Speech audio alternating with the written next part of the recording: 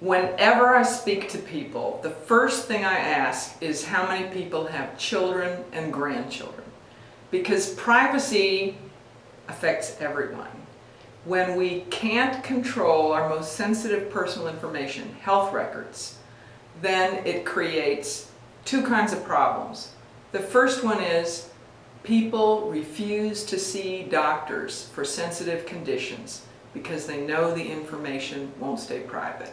I'm talking about cancer, depression, sexually transmitted diseases, and that's a tragedy when people who have very treatable, serious medical illnesses won't get care because they know the information won't stay private.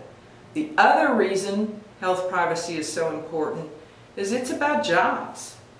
It's about our children's and our grandchildren's future, because they will be judged on their DNA or their health records and not on who they are and what they can do. So that's why I started Patient Privacy Rights. The other thing that's really important to know is today we control nothing about our health information.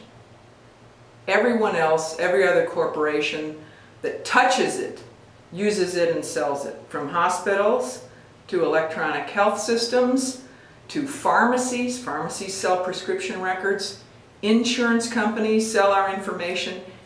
Everyone that touches it is very tempted to sell our health information. This puts us at great danger. So that's what the problem is. Today's electronic systems were never built so that you can control your information. People say privacy is dead. It's not. It's really worth fighting for. Will you tell us why privacy is so important to you? Will you send us a video?